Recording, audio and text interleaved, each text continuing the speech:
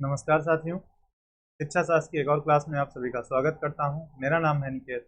अगर आप चैनल पर नए हैं या किसी के शेयर के थ्रू आए हैं या कोई लिंक मिल गया है तो चैनल को जरूर लाइक सब्सक्राइब शेयर करें। शिक्षा शास्त्र विषय से जुड़े हैं तो इसको ज़्यादा से ज़्यादा शेयर करें। तो बीए फर्स्ट ईयर की पेपर 2 की क्लास कंटिन्यू की जा रही थी, जिसमें से यूनिट 2 चल रहा है और जिसमें लास्ट टॉपिक था माध्यमिक शिक्षा का व्यवसायीकरण कैसे किया जाएगा। उस पर हमने बात की थी। उसी सीरीज में आज का जो अगला टॉपिक है वो है टेक्स्ट बुक्स, पाठ्य पुस्तकें। अब ये एक ऐसा कॉन्सेप्ट है कि टेक्स्ट बुक्स क्या होती हैं, इन्हीं के बारे में हम जानेंगे कि ये कैसी होनी चाहिए, क्या जो अभी हम टेक्स्ट बुक यूज कर रहे हैं, पढ़ रहे हैं, वो सफिशिएंट नॉलेज हमारे लिए दे पा रही है या नहीं, या हमारे सिलेबस के अकॉर्डिंग होती है या नहीं। इन्हीं सब बातों पे हम चर्चा करेंगे आज के टॉपिक पे। तो जो टेक्स्ट बुक है वो क्या होता है कि जो इस समय हमारे प्रेजेंट सीन चल रहा है, प्रेजेंट टाइम में इनका बहुत इंपॉर्टेंट रोल है। इनका इनका वेरी इंपॉर्टेंट रोल। ठीक है, बिना टेक्स्ट बुक के अगर आज कह दो कि पढ़ाई हो पाए तो पॉसिबल ही नहीं है। लेकिन अगर हम बात करें अपने एशियंट इंडिया की, कि जब ये टेक्स्ट बुक नहीं हुआ करती थी या होती थी तो बहुत लिमिटेड मात्रा में होती थी, बहुत ही लिमिटेड होती थी, क्योंकि उस समय जो कागज का चूंकि आविष्कार हुआ नहीं था, तो क्या हुआ था, जो लिखा जाता था वो ताड़ पत्रों पे लिखा जाता था।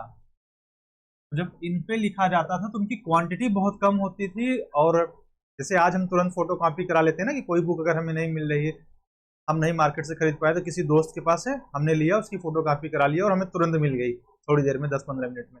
पर उस टाइम पे नहीं था। उस टाइम पे क्या था कि टेक्स्ट बुक का जो स्थान लेते थे वो हमारे क्या थे, टीचर्स लिया करते थे, ये लिया करते थे। और टीचर्स क्या करते थे, पीढ़ी दर पीढ़ी, मतलब एक शिष्य से दूसरे, फिर इसी सीरीज में क्या करते थे, अपने जो उनका नॉलेज होता था उसको ट्रांसफर करते थे। और उसको ट्रांसफर कैसे करते थे, वो ज्यादातर ओरल, यानी वो मौखिक रूप से ज्यादातर उसको क्या करते थे, अपने शिष्यों को बता देते थे। जैसे कि आज टीचर और स्टूडेंट का है, तो उस टाइम के जो गुरुज होते थे वो क्या करते थे कि ओरली ज्यादातर, यानी लिखित कम से कम होता था, उनको इतना कंठस्थ होता था कि उनकी मेमोरी इतनी शार्प होती थी कि वो सुनते थे और याद हो जाता था। तो इसी कारण क्या था कि उस टाइम जो हमारे एशियंट इंडिया का नॉलेज था वो ओरली ज्यादा डिपेंड था। अगर हम प्रेजेंट की बात करें तो टेक्नोलॉजी को भी नहीं लाते हैं बीच में, सिर्फ हम टेक्स्ट बुक की बात करते हैं। तो जो हमारी करंट सिचुएशन चल रही है, जो हमारा शिक्षा का सिस्टम है, एजुकेशन सिस्टम है, उसमें क्या है कि ये जो पाठ्य पुस्तकें हैं ये सबसे ज्यादा इंपॉर्टेंट रोल प्ले करती हैं।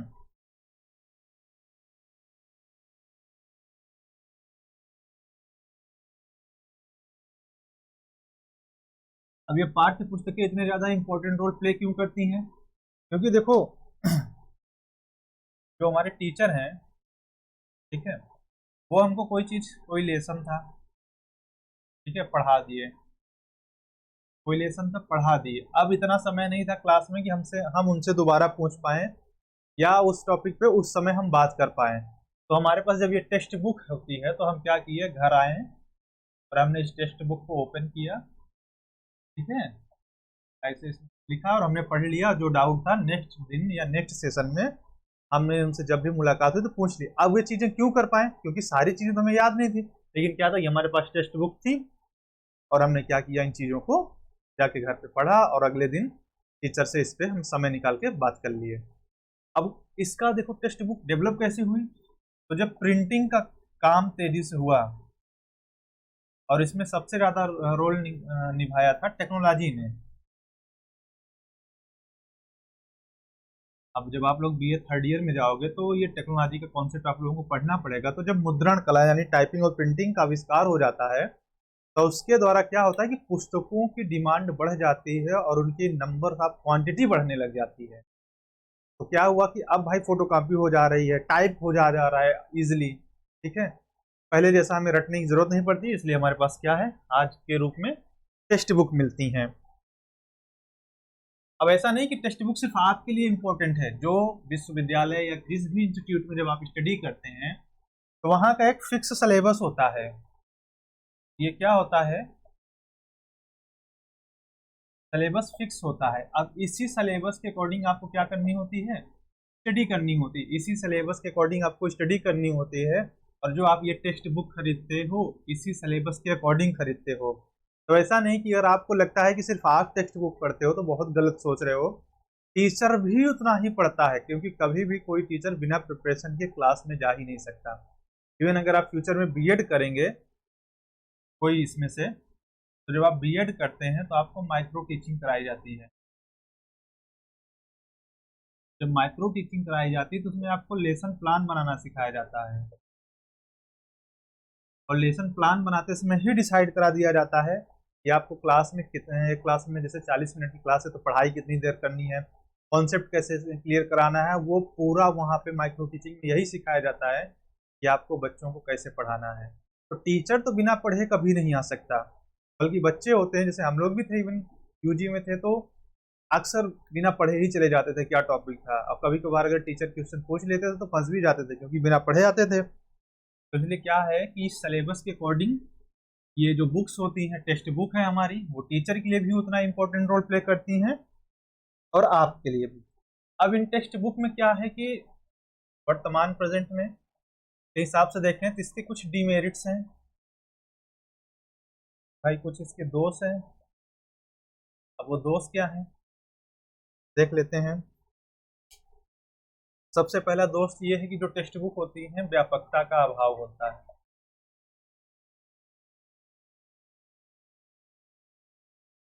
व्यापकता का अभाव का मतलब है कि जो बुक जितनी ब्रॉड होनी चाहिए, ठीक है, इसको कह दीजिए ब्रॉडनेस, ठीक है, कि उसमें व्यापकता का अभाव है कि आपके टॉपिक से रिलेटेड उसमें कॉन्सेप्ट कम से कम मिले, या जितना आपको चाहिए उतना ना मिले, या कह दीजिए कि सफिशिएंट चीजें उसमें नहीं है। कि एक हो गया व्यापकता का अभाव है भाई, कि हमें जितना चाहिए था उतना उसमें नहीं है। दूसरी,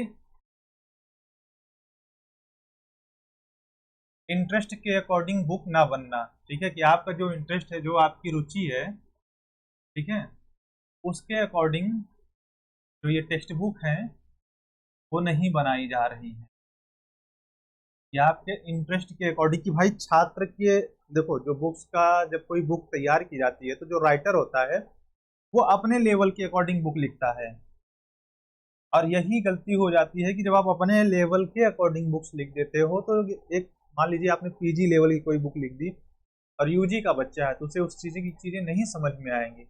यार उसने तो पीजी अभी पहुंचा ही नहीं है, अभी तो यूजी का ही कर रहा है। तो क्या होना चाहिए कि जो टेक्स्ट बुक हो वो इंटरेस्ट हो, यानी कि बच्चा जब पढ़े तो उसके मन को भा जाए, अच्छा लगे, कि पढ़ना शुरू करे तो जैसे स्टोरी स्टोरी आप लोग बहुत पढ़ते हैं, वही स्टोरी मिल जाए। क्यों? क्योंकि वो रुचिकर होती हैं, आपका इंटरेस्ट बना रहता है। तो बुक्स भी ऐसी होनी चाहिए। तो ये चीजें क्या होता है कि लैक ऑफ इंटरेस्ट, इसका अभाव होता है। तो ये क्या है, ये दोनों इसकी डेमेरिट्स में आ जाता है। अब इन बुक्स का जो फाउंडेशन होता है, यानी जो आधार होता है, वो भारतीय ना होके भारतीय की जगह क्या है, वेस्टर्न है। वेस्टर्न है, विदेशी साहित्य है। मतलब इंडियन लिटरेचर की जगह हम जो यूज कर रहे हैं इसको बनाने में वो वेस्टर्न लिटरेचर है। तो ऐसे क्या है कि इसका आधार ही गड़बड़ है। जब आप कुछ और चीजें हमें सिखा रहे हैं किसी और देश के अनुसार, और हम रह किसी और देश में रहे, चीजें कैसे सही से हो पाएंगी। तो एक कमी ये भी है कि इनका जो बेस है, यानी जो आधार है, वो इंडियन ना होके फॉरेन है। इसके अलावा बुक्स ओरिजिनल नहीं होती, या कह सकते हो कि इनमें मौलिकता का अभाव होता है। बुक्स क्या है, ओरिजिनल नहीं है। हमने क्या किया, कॉपी पेस्ट कर दिया। जैसे अगर आप साउथ में पिक्चर्स का, बॉलीवुड वाले क्या करते हैं, रीमेक बनाते हैं ना। अब उनको कहानी नहीं मिल रही तो उन्होंने क्या किया कि उसी पिक्चर खरीद ली और अपना थोड़ा सा मसाला मिर्च डाल के बना दिया। तो वही चीज ये है कि हम ओरिजिनलिटी नहीं ला पा रहे हैं, नई चीजें नहीं ला पा रहे हैं। दूसरी चीज कि हम पढ़ भारत में रहे हैं तो जो हमारा परिवेश हो वही हमें दिया जाए। बुक्स जो होते हैं वो इंडियन जो इन्वायरमेंट है उसको क्या करते हैं, निगलेक्ट कर देते हैं, भारतीय परिवेश की अवहेलना करती हैं। कि भाई हम जैसे, हमारा रीति रिवाज, जैसी हमारी संस्कृति है, जो हमारा कल्चर है, तो हमें क्या है, हमें उसके अकॉर्डिंग बुक्स मिले तो ज़्यादा बेहतर हो, हम इजीली समझ पाएंगे। लेकिन होता ऐसा नहीं है, उस बुक्स में क्या होता है कि हमारे इन चीज़ों की अवहेलना कर दी जाती है, विश्वसनीय नहीं होती हैं, यानी ट्रस्टेबल नहीं है, ट्रस्ट इश्यूज हैं, ट्रस्ट ही नहीं है। क्यों? जब हमने ओरिजिनल चीज लिखा ही नहीं है तो जाहिर सी बात है वो चीज विश्वसनीय नहीं है, और विश्वसनीयता नहीं होती तो इसमें एक चीज और आ जाती है, वैधता, जिसको हम वैलिडिटी बोलते हैं। अब वैलिडिटी का मतलब यहाँ पे इसका कॉन्सेप्ट है कि जो बुक हम जिस पर्पज के लिए पढ़ रहे, जैसे आप लोग पेपर 2 के लिए पढ़ रहे हैं एजुकेशनल हिस्ट्री, ठीक है, अब उसमें टॉपिक्स हैं आपके प्राइमरी से लेके हायर एजुकेशन की प्रॉब्लम्स। अब आपको चाहिए ऐसी बुक जिसमें प्राइमरी एजुकेशन से लेके हायर एजुकेशन तक की प्रॉब्लम्स और आपके सिलेबस के अकॉर्डिंग मिल जाए। लेकिन टाइटल बुक्स का कुछ और दे दिया गया है और अंदर का कंटेंट कुछ और है, तो ये क्या हो गया कि भाई बुक क्या है, रिलायबल और वैलिड नहीं है। तो ये सारी चीजें क्या है कि ये इसकी डीमेरिट्स हैं, इसकी टेक्स्ट बुक की जो आप हम पढ़ते हैं, ये उसकी। और सबसे पहले और एक चीज है कि जो हम मटेरियल यूज करते हैं, मटेरियल की जो क्वालिटी होती है वो लो क्वालिटी होती है, बहुत ही लो होती है। इवन कई बार तो ऐसा होता है कि अगर बुक ज़्यादा कस के इधर उधर पन्ने पलट दो तो खुद ही फट जाती है। मैंने एक बार अमेजोन से एक बुक मंगाई थी, उसका पेपर क्वालिटी इतना गंदा था कि अब उसको, मुझे आदत है कि मैं जब पढ़ता हूँ कोई भी किताब हो मैं अंडरलाइन करता हूँ, या कह सकते हो कि गंदी कर देता हूँ। उस बुक को मैं गंदी करने से डरता हूँ, मुझे लगा कि जरा तेज भी अगर मैंने पेन चला दी तो उसके पेजेस फट जाएंगे। तो ये क्या चीज़ें हैं, ये सारी चीज़ें डीमेरिट्स हैं। तो अब अगर डीमेरिट्स हैं कि भाई जो हम बुक्स यूज कर रहे हैं तो इसके लिए कोई ना कोई सजेशन होगा। तो पाठ्य पुस्तकों के लिए कुछ सजेशन दिए गए हैं,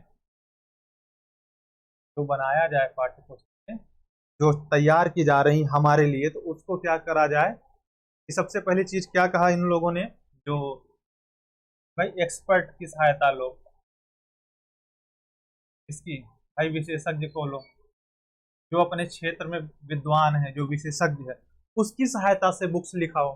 भाई किसी ऐसे ही लेखक को मत बुला लो कि हाँ यार ये टॉपिक है इस पे लिख दो, नहीं, आप उस क्षेत्र के विशेषज्ञ को लाओ, एक्सपर्ट को बुला लाओ, जो अच्छे लेखक हैं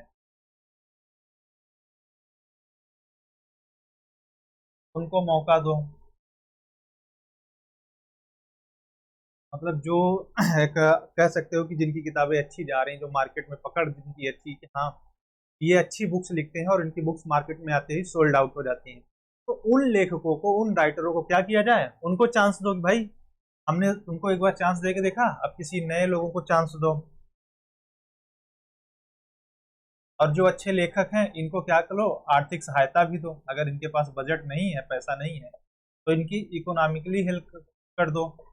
तो जिससे क्या होगा, ये जो टेक्स्ट बुक लिखेंगे उसकी क्वालिटी क्या होगा, क्वालिटी बनी रहेगी। क्यों बनी रहेगी कि हमने एक अच्छे लेखक को मौका दिया, उसके पास अगर चीजें नहीं थी तो हमने वो चीजें मुहैया कराई, यानी सीधे सीधे कहे तो इसको या तो धन दे दीजिए, अपने मन से वो चीजें ला ले जो उसे चाहिए, या तो आप क्या करो कि जो उसको नीड हो एक बुक लिखने की, एक अच्छी बुक लिखने के लिए, वो सारे मटेरियल्स दे दो। तो इससे क्या होगा, एक अच्छी बुक आए। दूसरी चीज, विश्वसनीयता और वैधता, यानी ट्रस्ट, रिलायबिलिटी और वैलिडिटी, इसको निश्चित करो, यानी इसका एक मानक तैयार किया जाए। ठीक है, सुनिश्चित करिए कि भाई विश्वास, कौन सी बुक अच्छी है कौन सी बुक नहीं अच्छी है, तो इसका मानक तैयार करना चाहिए। जैसे हमारे यहाँ मैंने प्राइमरी एजुकेशन में एक टॉपिक पढ़ा था ना कि मिनिमम लेवल ऑफ लर्निंग, कि एटलीस्ट कितना कम से कम नंबर पाने वाला बच्चा क्या होगा, पास होगा। तो उसी तरह यहाँ पे क्या है कि एटलीस्ट एक मिनिमम क्राइटेरिया बनाया जाए कि जिससे कि ट्रस्ट का इशू भी दूर हो जाए और वैलिडिटी का भी इशू। और सबसे बड़ी चीज़ है कि भाई एक्सपर्ट को आपको मौका देना है।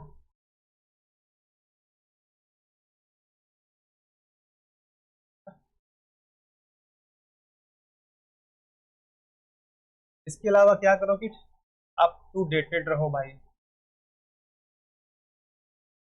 यानी समय के अनुसार आपको जो चलना है, समय के अनुसार चलना है। आप पुराना सिलेबस आप 10 सालों तक नहीं चला सकते। अगर नई चीज़ें आ रही हैं तो उनको सिलेबस में क्या करो, ऐड ऑन करो। जैसे अगर जब आप लोग पीजी में जाएंगे या नेट की तैयारी करेंगे तो याद, नेट का सिलेबस और एग्ज़ाम पैटर्न बदलता रहता है। 2011-12 तक नेट का एग्ज़ाम रिटर्न होता था, फिर 17 तक दो नेट का एग्ज़ाम मल्टीपल चॉइस क्वेश्चन पे आ गया, 3 पेपर होते थे तब। उसके बाद नेट का एग्ज़ाम फिर बदला पैटर्न, अब ऑनलाइन होने लगा और 2 ही पेपर होने लगा, और उन्होंने सिलेबस भी बदल दिया 10 सालों में। तो क्या है ये चीज़ें कि भाई हमें समय के अनुसार चलना है और अपने आप को अप टू डेट रखना है कि भाई जो नई चीज़ें आ रही हैं उनको रखना है। मुद्रण यानी टाइपिंग का, प्रिंटिंग का, कागज का, इन सब का न्यूनतम मानक तैयार किया जाए। न्यूनतम मानक इसलिए तैयार किया जाए, जैसे मैंने बताया ना कि बुक्स मैंने मंगाई थी तो बहुत ही घटिया क्वालिटी की वजह से कि मैं पेन नहीं चला पा रहा था। एटलीस्ट इनका भी एक लोवेस्ट क्वालिटी फिक्स की जाए कि कम से कम कि ये लोवेस्ट, हाँ कि इतने पे रहेगा, अगर आप पेन वेन चलाते हो तो हाँ इजिली चला पाओगे, वो दिक्कत ना हो। तो इनके लिए भी क्या किया जाए, इनका एक लोवेस्ट नॉर्म तैयार किया जाए, जिससे क्या होगा कि आपकी जो बुक्स हैं वो आपको अच्छी बुक्स मिल पाएंगी। और इसके अलावा दो चीज़ें और हैं जिस ध्यान देना है। जब कोई पुस्तक क्या होती है, पाठ्य पुस्तक हम तैयार करते हैं, समझ लो उसके 3 हिस्से होते हैं। सबसे पहले की रचना होती है, कौन बना रहा है, कौन कंस्ट्रक्ट कर रहा है उस चीज। फिर उसके बाद प्रकाशन की जिम्मेदारी आती है, प्रकाशन के बाद आती है आपूर्ति यानी सप्लाई।